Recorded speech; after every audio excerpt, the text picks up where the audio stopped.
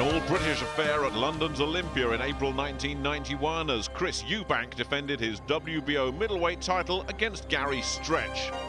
It was billed as Beauty and the Beast. Eubank's perceived arrogance was already beginning to alienate sections of the British public, while Stretch was a part-time male model. But this was no fashion parade. This is 12 rounds boxing for the WBO Middleweight Championship of the world. Round one. Stretch can't wait. Here we go.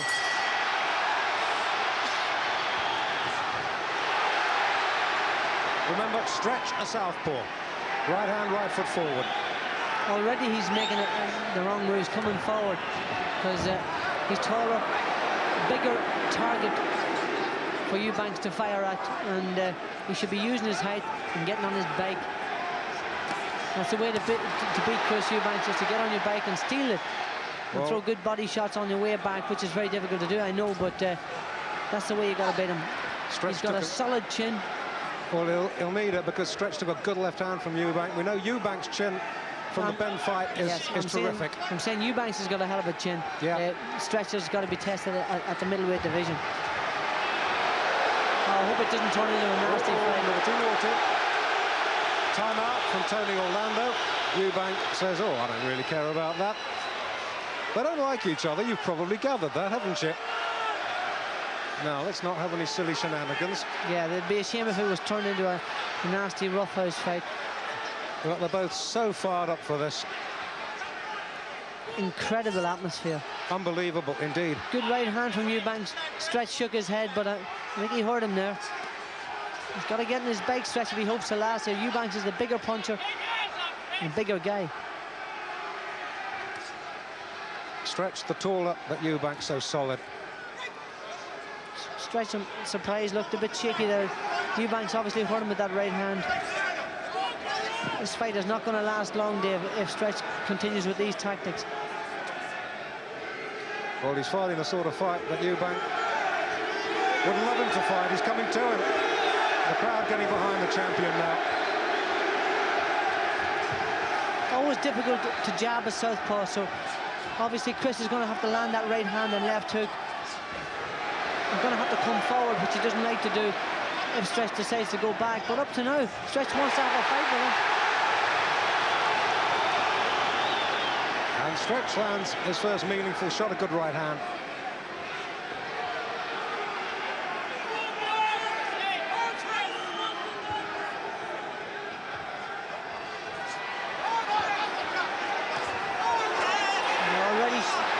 Already Eubanks is looking for the kill, and he's hurt Stretch.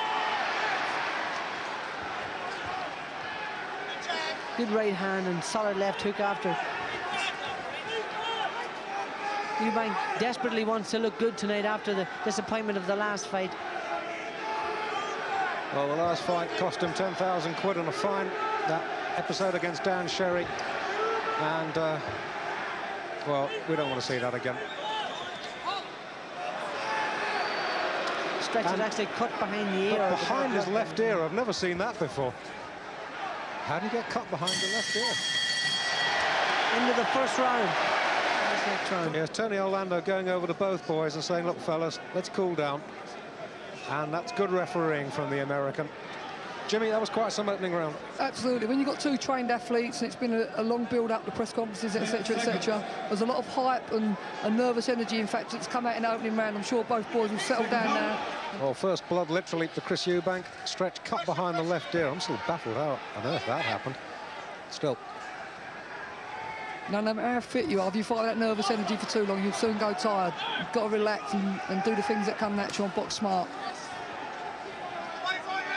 I suppose there's such a thing as being too fired up. Absolutely. You know, I've said it before and I'll say it again. You can try too hard and you can get to the fourth round of a 12-round fight and really start worrying whether you can go the distance rather than winning the contest. Well, this is Eubank's third world title fight. Beat Ben, beat Sherry. And don't forget he's had a couple of international contests as well. Oh, a good right hand! And that sends Stretch back on his heels. A good shot. Perfect answer to the southpaw, straight right hand.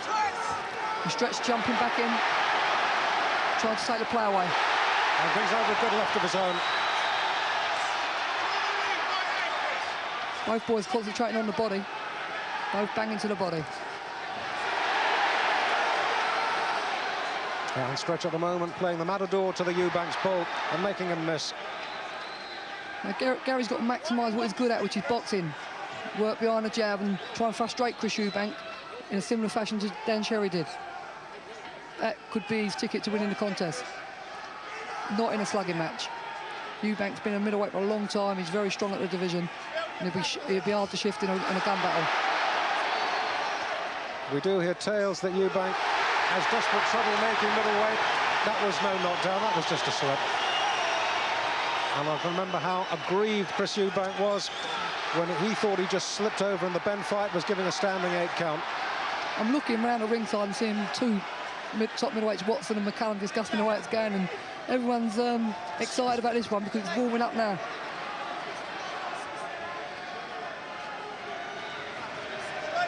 And the question I wonder is whether Stretch would freeze. He certainly hasn't. And Eubank quite cleverly crouching down, making Stretch punch down to him, and once again nails him with a right hand. Good right hand. Stretch is and in again, trouble. And that hurt him, and that wobbled him. The knees nearly buckled then. Yes, Stretch we've got a few cobwebs in his legs now. He got caught bang on the chin. Needs to stay calm. Go back to his boxing. And you do wonder, and you have wondered in the build-up to this fight, about the wisdom of 11 months out of the ring and straight into a world title fight against a pretty useful world champion. You know, the other thing, Dave, is, you know, the weigh-in was at 9:30 this morning. I'm sure Chris Eubank has put on a nice few pounds since then. He's a big middleweight.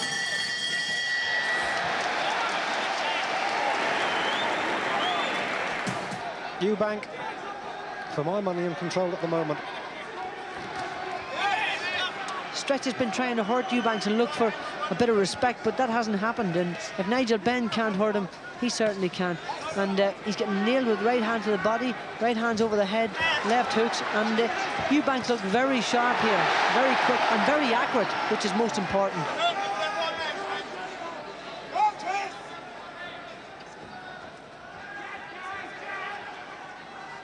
Again, watch Stretch. Look, coming looking for a fight, not trying to flick with that jab. It's always difficult to jab a southpaw or to get past a southpaw, but he's not using that big long reach advantage that he should have. He's just coming looking for a fight. He's shuffling forward, using the wrong tactics completely. And Eubank all the time with that right hand of his cocked, ready to throw. Eubanks loves people to come at him. He looks good when people come at him, and he's looked good so far. Landed some very solid punches. Well, there's no doubting that this is a brave and courageous start to the fight. Beautiful left uppercut. Absolutely gorgeous. He's in trouble here, and we're only halfway through the round. Comes back, tags Eubank. How long, you wonder? Courageous, but you wonder how silly that. You know, there's a thing about being brave and a thing about being foolish, and I just wonder, is he being brave or is he being foolish? And in fact, it looks very much like he's going to come unstuck fairly soon. This Eubanks is punching very solidly, really hitting hard. On the other hand, Stretches a ship 2 or 3. He's still there. That was a slip again. Stretch hands it up a little bit. A la Sherry, why not? This is a much more professional performance by Eubanks. He's keeping his composure a lot better. He's not being unruffled by all this tactics of Stretch. And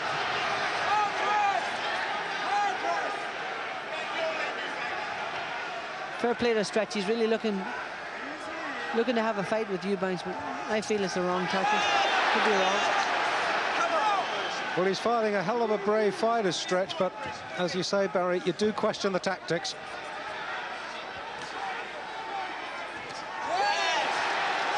Well, you lose count of the number of clean shots that Eubank is landing. But no counts yet, no knockdowns. And you wonder how long he can take those, because Eubanks is a solid puncher. He hasn't landed a real chilling punch just yet, but he's landed a lot of good ones. I'll tell you, not for 12 rounds can Stretch take that. End of the round. Here we go. That's a world-class shot right at the top drawer. Anyone would have been proud of that. You know, Gary Stretch has got to go back, get on the back foot, feint and kid, and forget about being macho. You've got to concentrate on boxing the right type of fight and being smart. You can't match it with a stronger punching Chris Eubank. Crazy. Well, they build this as the beauty and the best. Some thought the beauty and the boast might have been more appropriate, bearing in mind Chris Eubank's verbals. It's living up to it so far. It's been a good fight. But Eubank pretty firmly on top, I'd say, Jimmy. He's been very, very sharp from the opening round, a lot sharper than in his last contest when he seemed to strut around for 2 minutes of every round. Today he's got off from the gun, and as you said, he looks very sharp, particularly with the right hand. And throwing good body shots as well. No, you can't hold on to the rope and then wing your man, Tony Orlando, who is having his work cut out. I think Gary must have had instructions from his corner to go back to his boxing, because this is a smarter round from Gary Stretch, just boxing, keeping it long and not looking to have a punch up. Smart tactics, but the obvious ones as well.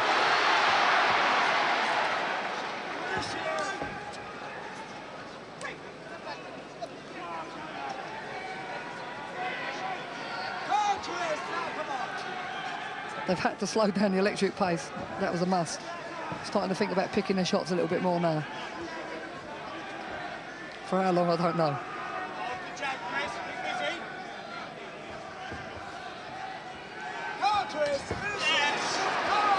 Once again, the challenger on the receiving end. A little shake of the head in frustration then. Yeah, a little mind game between the both of them. Good shot from Stretch that time. Caught Eubank with a screwed long right uppercut. Yeah, do not get the idea this is all one-way traffic, because it isn't. It's just that Eubank is getting through with the cleaner shots, and he's getting through with them more often than the challenger.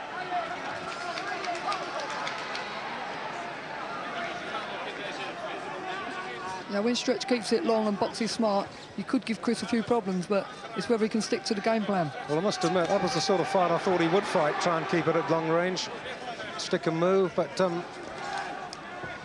I don't know, maybe that was what his corner wanted him to do. Maybe enthusiasm got the better of him in the opening rounds. You know, he's got to live up to the word professional now and be professional, because if he's going to win the contest, that's the way he's going to do it. He's not going to blast Eubank out. You know, big punches like Nigel Benham failed.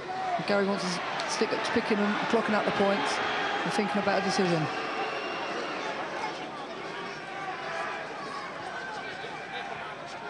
This is a better round from Stretch, incidentally. Indeed. Oh, another good right. Stretch shakes his head. Didn't hurt me. That means you did hurt me. Forget all the showboating. Now, Eubank aggrieved. By stealing it. Yeah, this is another right hand from Chris Eubank. And what I haven't been impressed with is Stretch's legs. His legs are not working today. He hasn't been moving the way he can move. And maybe it's because Eubanks has hurt him in the earlier stages in the fight. Little suspicion of a nick on Eubank's left eyebrow. Freddie King was working on it in the corner between rounds.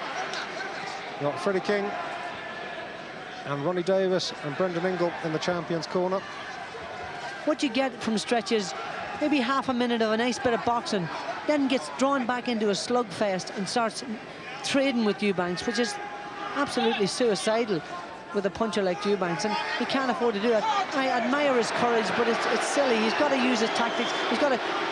Obviously, his ultimate aim is to win the world title, and he's not going to win it that way. He's got to get on his bike and start out punching Eubanks. This is much better for him. But again, you see him trying to out-punch Eubanks, and he's not going to do that.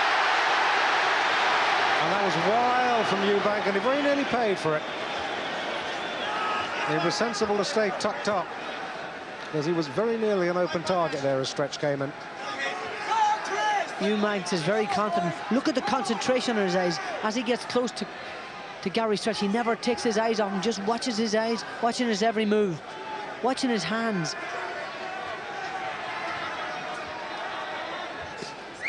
Another good body shot. That was a little low, yeah. Tony Orlando says keep him up. And 10 out of 10 for Gary Stretch, not doing the dying swan and going down there. No complaints there, that's nice.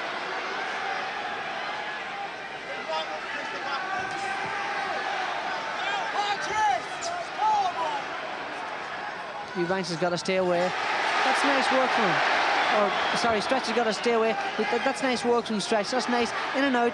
Nice fast punches. Use that awkward right jab. Just keep popping it at Eubanks. Eubanks is going to just play a waiting game. Wait till he gets in punching range, and wait till he slows down, and then unload it with his own right hand, straight right, and that chopping left hook. Stretch hurt. Stretch is badly hurt. Really hurt for the first time in this contest, and hangs on.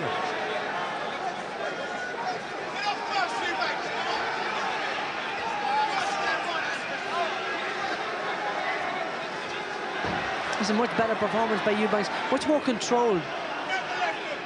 He's picking his punches very well. And watch how aggressive he's been. Again, he's been warned for low punches, and that's fair enough. And another nice touch, a little touch of gloves between the two boys. Forget all the ballyhoo beforehand. They have the utmost professional respect for each other. I see blood coming down Stretch's head. I wonder, is he cut on the scalp? It could be a smear on his forehead. You see Eubanks setting him up for that long left hook. He's coming shuffling forward. Trying those body shots again. It's a terrifically gutsy performance from Stretch, whatever happens. No question about that. Well, we're going to see a couple of the shots. He complained to the referee, and that was actually one of those solid left hooks. That's where he... Watch his legs.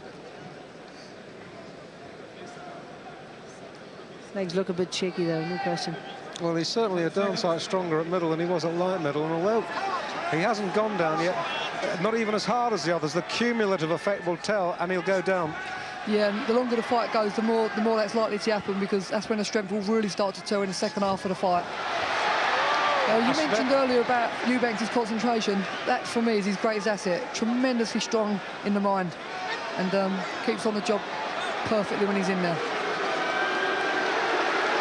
Now the referee has deducted a point from Gary Stretch for pushing his man, and that is, well, he needs that. Stretch deducted a point for pushing his man to the canvas. Oh, a good right hand! He's in trouble now. He's down. It had to happen. The strength of Eubanks as he opened up there was something to frighten people. He's up at 8. Stretch is in big trouble now. He really doesn't know where he is. And Eubanks will be looking the to legs are finish gone. it. He's gone. He's out of the ring. He's almost on top of us. We're seeing the end. He's up at 8. The bravery of Gary Stretch. No, it's all over. Stop the contest. It's finished. The Stretch dream is over. Yeah, that was it. The last combination by Eubanks. It was going to happen sooner or later, but you could see it coming. Stretch used the wrong tactics for the fight. Came here to have a fight with Eubanks. Wrong tactics. Eubanks came out on top, and it was going to happen sooner rather than later. An excellent performance by Chris Eubanks. Finished it cold and clinically, and it was a perfect performance. Very clean and very accurate. Tremendous performance. We were saying that the cumulative effect had to tell. That's that right hand just at the end there. And Stretch was really badly hurt. Eubanks just coming in after him and hitting him with just glancing punches, but that right hand had done the trick at that stage. He's a great finisher when he gets a man in trouble. Never recovered from that punch. The man is still champion of the world.